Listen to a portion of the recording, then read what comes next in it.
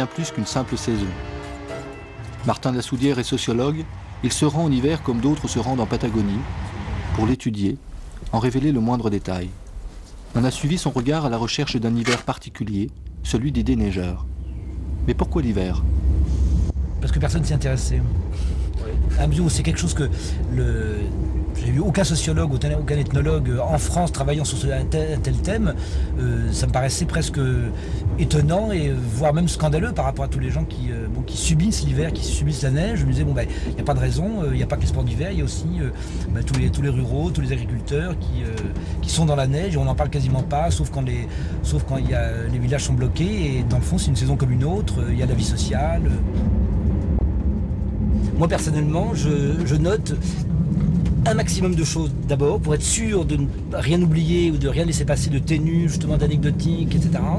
Et puis également systématiquement, quelles que soient les saisons, une espèce de repères qui permettent de donner un minimum l'ambiance, la température, peut-être pas la force du vent, mais chaud, froid, vent, non, gris, enfin des choses comme ça. La géographie du lieu. La géographie du lieu, bien sûr, parce que ça me paraît avoir un sens, pas déterminant, mais ça a un sens dans un contexte. Je veux dire, on ne dit pas forcément les mêmes choses, le fait qu'il fasse telle température et pas telle autre, c'est un tout et j'essaie de prendre les choses globalement, donc tout compte, j'allais dire, absolument tout.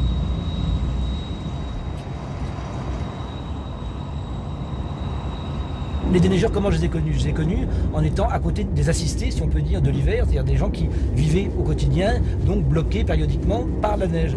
Je voyais ces hommes de la neige, du haut de leur chasse-neige, qui faisaient des petits signes, qui passaient triomphants, qui avaient l'air de se rire complètement des éléments. Et je me suis dit finalement, pour faire une étude complète, peut-être pas avec tous les regards sur l'hiver, mais deux regards complémentaires et vraiment en interrelation extrêmement liés, c'est évidemment voir les gens qui subissent l'hiver et ceux qui en sont acteurs et qui luttent. Langogne, 2 minutes d'arrêt.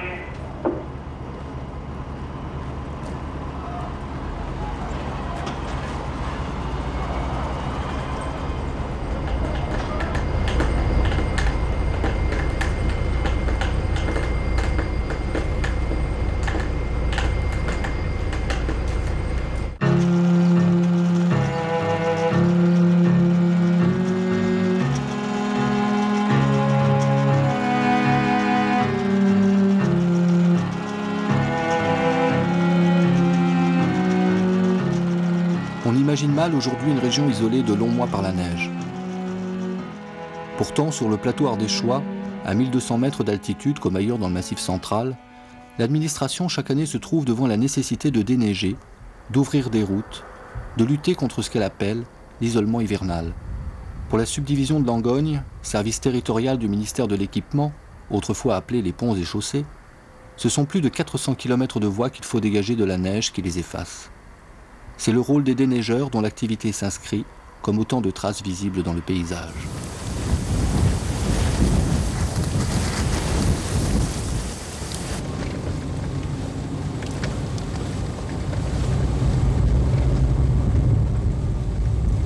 Voilà, donc là on est sur la fameuse 102 qui relie. La 102 c'est le puits. Puis on a. Voilà.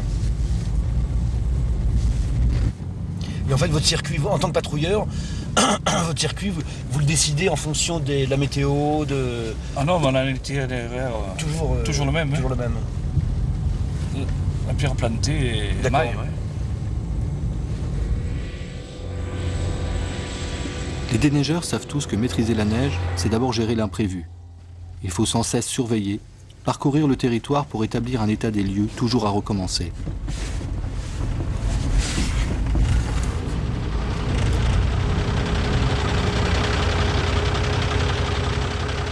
Chaque nuit, à 3 h du matin, le patrouilleur commence sa veille itinérante pour débusquer l'imprévu, l'obstacle, la congère.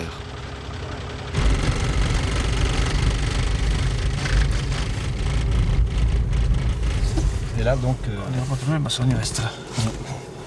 Ah oui, là c'est... Ah oui. C'est pas forcément épais, je veux dire, mais... Mais après ça va être bouché tout. Oui, à partir du moment où il y a une congère ici, on sait qu'il y en a... On sait qu'il y en a ensuite, quoi.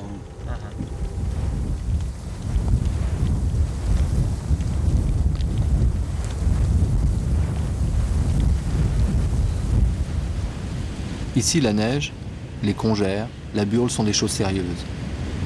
Les chroniques des hivers d'Ardèche et de Lozère sont pleines de récits dramatiques. On se souvient encore de la sinistre auberge rouge où les voyageurs perdus dans la tempête croyaient trouver leur salut. Mais ils n'échappaient au froid que pour se faire assassiner. Leurs cadavres étaient alors rendus à l'hiver, jetés dans quelques congères pour être dévorés par les loups.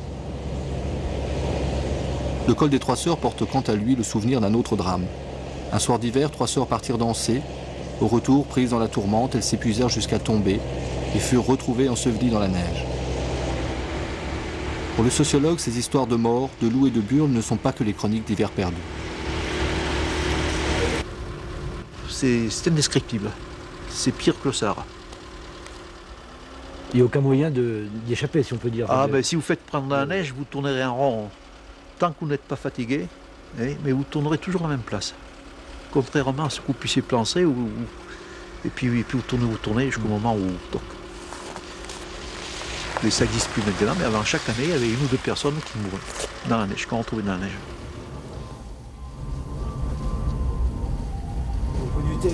Au point de vue matériel, qu'est-ce que vous aviez? Des pelles, des pioches? On avait notre pelle, nous avions notre pelle ou une pioche. Et les pelles, chacun avait la sienne? Ah, chacun avait sa pelle. Vous la bichonniez? Oui. On la faisait chauffer, puis on y passait de la bougie, alors elle ne collait pas, vous savez. Mais vous êtes jamais, les équipes ne se perdaient jamais en pleine nuit, parce que vous disiez que vous travailliez en pleine nuit. Non, mais on ne se perdait pas. Non, on ne se perdait pas, on connaissait le pays, puis la route, on la voyait, puis il y avait des arbres à l'époque. Aujourd'hui, il n'y a pas des arbres sur la route. Mais il y avait des arbres, il y avait... Au contraire, les routes étaient bien plantées, et même on allait les dégivrer le matin pour faire tomber le givre, pour pas que la neige les casse. Les casse, vous voulez dire les arbres, il y avait des petits arbres, et on allait taper avec le manche de la pelle pour faire tomber le givre, pour que cette nature reste, vous comprenez. Alors qu'aujourd'hui, il n'y a plus d'arbres le long des routes. Et vous aviez des repères comme ça dans la campagne pour ne pas pour retrouver là. Il y avait des piquets à l'époque ou pas? Non, il y avait des arbres. Il y avait des arbres le long de la route. Ça servait de repère, quoi. Ça servait de repère. Se perdre. Il apparaît peu à peu que c'est l'un des grands risques de l'hiver. Comment se diriger dans un espace blanc où tout a disparu sous la neige? Pire, comment s'y retrouver quand souffle la burle ou comme dans le blizzard du Grand Nord canadien, on ne voit pas à 5 mètres devant soi? Les questions peu à peu se précisent. Comment les déneigeurs se repèrent-ils dans l'hiver? Donc là, monsieur Reynaud, nous avons une carte de tout votre secteur d'intervention avec les routes, les voies classées par ordre d'importance ou de... C'est pour visualiser le... Disons qu'en urgence 1, l'urgence la plus importante, c'est le trafic sur la route nationale, puisque c'est lui qui permet de pouvoir absorber un trafic de transit. En urgence 2, il y a toutes les voies départementales qui relient les chefs-lieux. Et ensuite, une urgence 3, qui sont essentiellement des cols ou des routes qui permettent de passer par le col d'une vallée sur une autre et qui, à la limite, peuvent rester fermées plusieurs jours sans avoir une perturbation importante sur l'économie.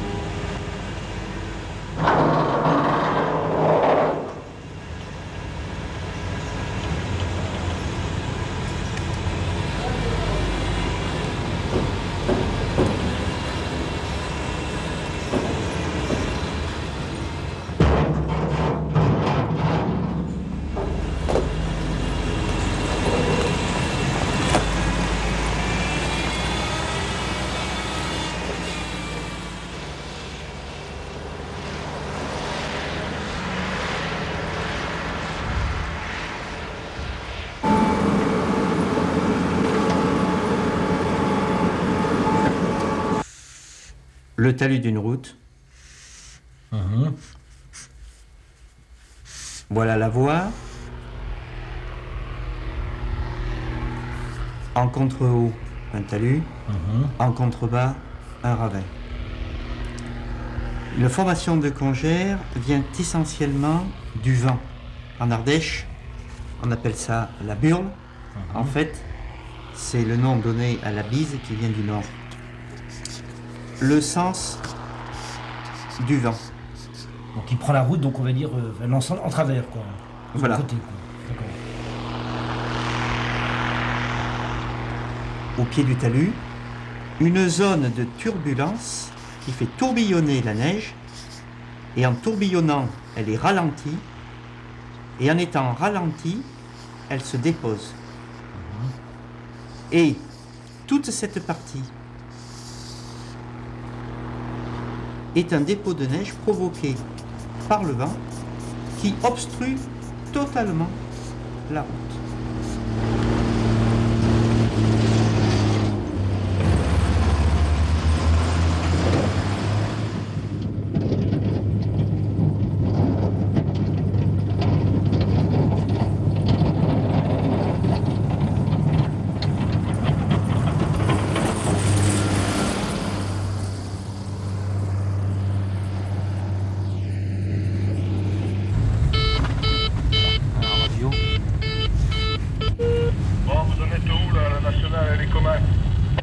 Bon, la nationale, il y a toujours des plaques de neige tassées. On est presque au goudron entre la Narce et le pont de Sauvageon. Et là, on va arriver au départ du pendu avec la fraiseuse. Ah bon, mais ok, parce que j'ai déjà pas mal des appels pour le ski de fond. Oui, mais ce matin, je ne sais pas si on arrivera jusqu'à la piste de ski. Donc finalement, la route elle est blanche, elle va rester blanche. En fait, vous essayez pas de la gratter pour la mettre au noir. En fait, Il aurait fallu saler avant qu'il neige, saler après. Mais seulement qui dit saler, on fait fondre la neige, on est obligé de la racler au fur et à mesure qu'elle se dégèle. Donc cet entretien est réservé uniquement à la nationale. Et là, pratiquement, la route elle est vraiment large. Ah là, elle est au maximum. Ils ont fait deux voies, enfin, comme on dit. Ils ont fait les deux voies, ils ont élargi au maximum. Oui, ils arrivent pratiquement au baliveau, donc on ne peut pas élargir davantage.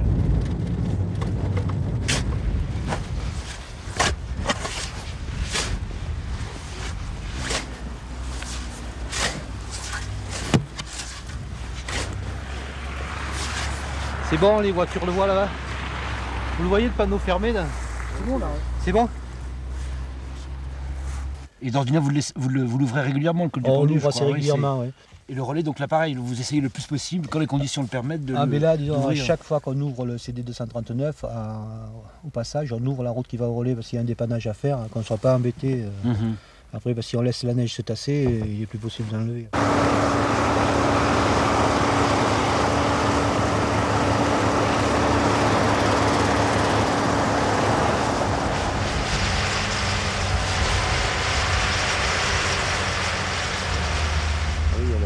Il y a le chasse-neige qui arrive là. Il va rejoindre le collègue là. Il va fignoler ce que fait le collègue, c'est ça en gros. Lui, il va nettoyer ce qui reste sur la chaussée là. Oui.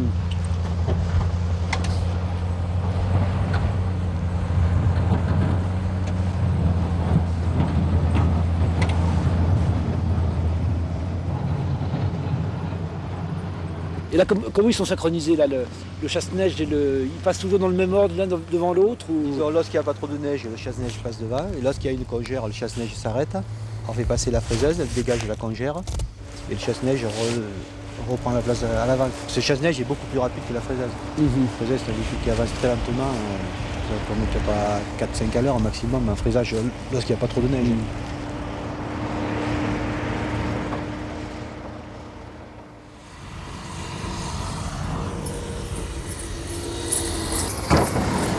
Quand vient la saison, les déneigeurs disent on est en neige, comme les marins disent on est en mer. Leur navire, c'est l'étrave qui leur permet de fendre la neige. L'étrave domine la route, poussée par un simple tracteur, solide, nerveux, rapide. Devant l'obstacle, là où l'étrave ne passe pas, il faut la fraiseuse, lente, obstinée, technique, presque ensevelie dans la neige. Au corps à corps, elle la râpe, la mange.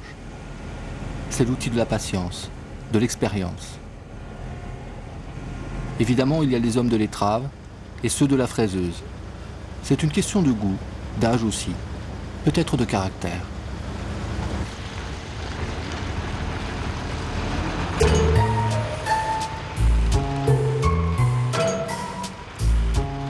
On fonce dans la burle sans savoir ce qu'il y a devant, moitié du temps. Et alors vous vous repérez comment? Au bâton. Au bâton.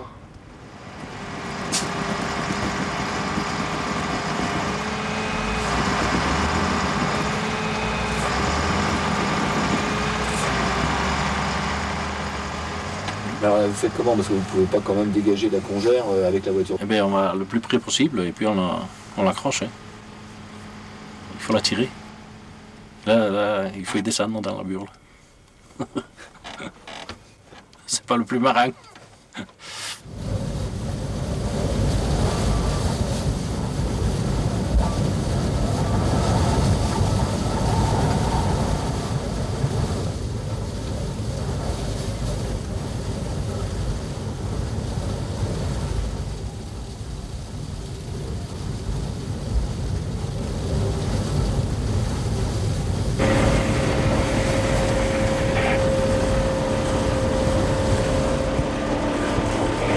Vous y voyez quelque chose là-dedans?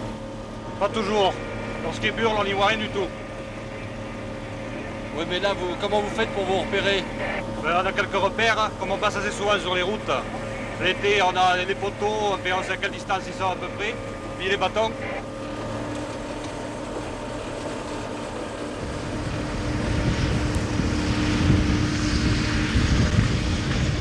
Mais tout le réseau n'est quand même pas libre, si on peut dire, quoi. Il y a des routes non déneigées. Hein. Si on prend les routes départementales, elles sont toutes enneigées. Il y a une couche de neige 4-5 cm pratiquement sur tout le circuit. Hein. Bon, la route nationale est davantage traitée puisqu'on la sale pratiquement 2 fois par jour. Mais de routes vraiment fermées, à part, je sais pas, le col du Pendu. Le col du Pendu, puis on a le CL377 là, dans le secteur du village. Donc c'est une quasi-victoire, on va dire. C'est une quasi-victoire. Quasi-victoire, oui. Quasi-victoire. Que 2 cols à ouvrir. Ouais. Enfin, 2 cols, un col et une route qui passe dans une forêt.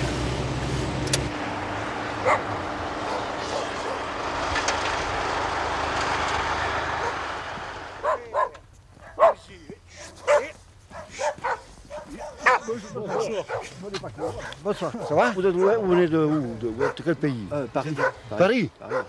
C'est bon là-bas. Ah oui, ah oui. Vous les voyez souvent? Ils viennent souvent ici? Mais de temps en temps, ils viennent ouvrir un peu, oui, parce que ça ne semble pas, mais je suis éloigné, hein.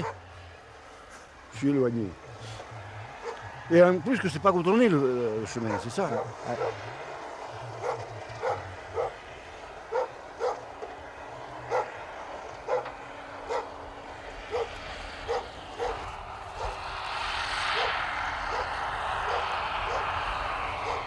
Il y a combien de kilomètres jusqu'à la route? Il y a 3,5 km, hein. 3,5 km pour aller au village. Ouais. Ouais. Et vous descendez souvent, vous? Avec ce temps, hein, le moins possible, oui. Ouais.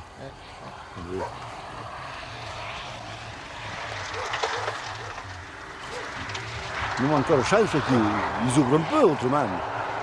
Pour sortir, on risque de rester dehors.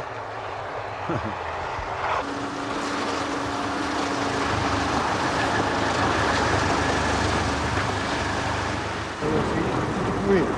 Ça va pas être bas aussi là. Ah non, non, mais je veux dire, tu continues. Tu vas pas plus bas, juste ce petit morceau, tu vois. Oui, oui. Ça me fera de la place pour mettre mon fumier là. Vous voyez, parce que je suis encombré là. Tout à l'heure j'en ai enlevé là avec la pelle, avec le camion. Ça me dégagera un peu pour mettre mon fumier, parce qu'après je suis encombré, hein. Après ça gagnerait par ici.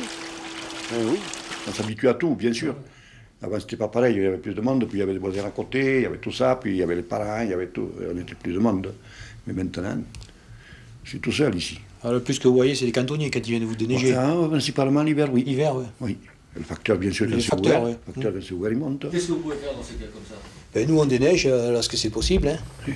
Bon, si vous voulez, on déneige les chemins départementaux en premier. Puis après, là, comme c'est une voie communale, c'est la commune Saint-Yann-du-Darès qui nous a confié le déneigement.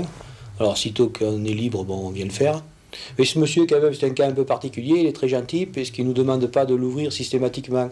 C'est plutôt vous qui nous téléphonez lorsque vous avez envie d'être ouvert. Oui, parce que voilà, c'est quand même bien pour nous, ça nous bouscule moins. Puis ce qui se passait quand le chemin était détrempé un peu, vous voyez, que c'était mauvais. Aussi bien avec les traves, ça esquintait un peu le chemin, parce que vous comprenez la chose. Ah, c'est sûr. Dans la terre, on ne peut pas régler comme on veut, là. Alors je disais, tu n'en as pas trop besoin, bon, tu évites un petit peu de faire esquinter le chemin, le moins possible, bien sûr.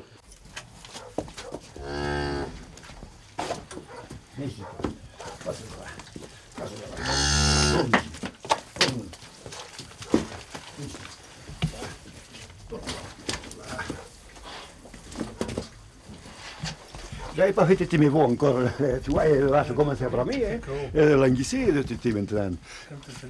Et oui, Qu'est-ce qu'un sociologue de l'hiver, ou plus généralement du climat? Un curieux professionnel? Un obstiné du détail? Un collectionneur d'impressions?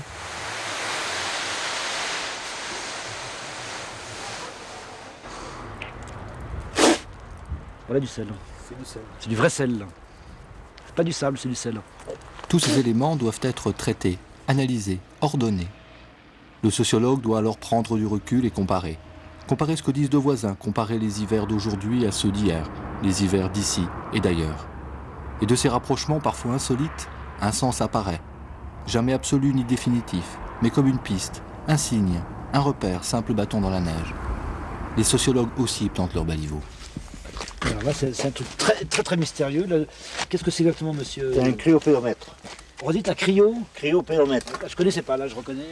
C'est pour mesurer la profondeur du gel dans le sol. Donc c'est un trou qu'on fait... Oui, c'est nous-mêmes qui l'avons fait. 1 mètre de profondeur. Ouais. Et là, par exemple, ça... Là, vous voyez, c'est pas gelé. Il n'y a pas de gel. Ça a tout dégelé. Tout dégelé, ouais. Mais il y a quelques temps, c'était déjà plus... Oui, l'autre fois, il y avait peut-être au moins 15 ou 17. D'accord. Alors ça avait changé de couleur sur 15 ou 17 cm. Ah, c'est un produit chimique qui réagit ou qui... Qui réagit à la température. D'accord. Mais donc on peut considérer que c'est presque une petite station météo souterraine, ça. C'est intéressant comme mesure. C'est vrai qu'on ne devinerait pas ce qu'il y a là-dessous. Mais il y a vraiment que vous qui faites la météo, ne faites pas du tout ce genre de... Non. Donc l'équipement là est en pointe, là, on va dire, là, en pointe. Alors question, quand il y a de la neige, comment vous arrivez à le retrouver? Il y a, je ne sais pas exactement, moi je ne me rappelle pas bien, il y a le nombre de pas de l'angle de la maison ici, puis on s'aligne à l'angle de la maison. D'accord, bonne réponse, vous avez la réponse. J'essaie de vous passer. Le nombre de pages. Fallait y penser à celle-là. Le nombre de pages, je ne peux pas vous le dire.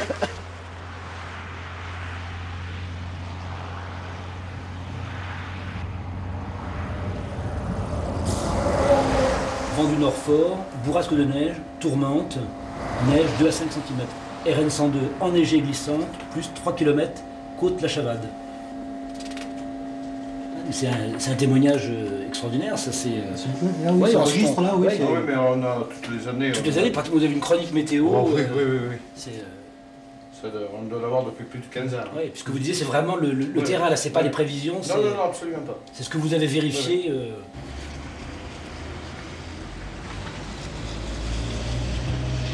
Et si on n'avait pas ce petit balisage de bâton, les chauffeurs risqueraient de perdre la route. Enfin, si on peut dire, ils font des coupes et puis ils plantent les bâtons à des endroits évidemment très précis, très réguliers pour border les voies, quoi.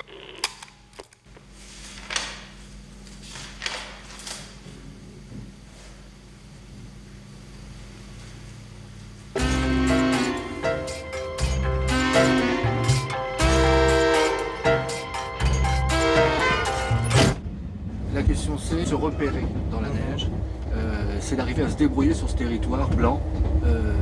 Bon, manifestement il y arrive. Alors finalement comment ils font? Alors moi ça m'a frappé, je n'ai pas travaillé au Groenland, mais il paraît que, m'a-t-on dit, en Sibérie ou au Groenland, alors que le visiteur, le voyageur ne voit rigoureusement rien, bon c'est connu, et bien en fait les habitants, les Inuits en l'occurrence, arrivent à se repérer à des signes extraordinairement ténus qui sont un revers de talus, qui sont 3 pierres dans un coin, un petit bouquet d'arbres rabougris, un petit bouquet de genevrier, ou une nuance de la côte si on est près de la mer, etc. Bon, eux de la même manière, ils arrivent, bon d'abord ils connaissent extrêmement bien le terrain, d'une part, d'autre part ils savent toujours où se forment les congères, les fameuses congères qui sont des espèces de hantises, et puis évidemment l'indice, enfin, le signe, le repère le plus extraordinaire, ce sont ces fameux petits bâtons jetés comme le petit poussé, à la limite comme des cailloux le long de la route, et qui en fait, en cas de mauvais temps, sont rigoureusement essentiels. Ça nous a été dit à plusieurs reprises, et là, à ce séjour encore plus qu'à d'autres, que sans ces piquets, il ne pourrait pas conduire du tout. Je veux dire, en cas de mauvais temps, ça serait rigoureusement, surtout dans les régions complètement planes. Et puis, ça leur prend 1 mois au début de la saison, pratiquement 1 mois, en fin de saison pour les déplanter, donc pour les couper, parce qu'ils sont changés chaque année, en fin de saison pratiquement 3 semaines pour les déplanter, et donc c'est une activité à part entière. La campagne hiver commence avec la plantation justement de ces piquets qui ouvre la campagne de l'hiver.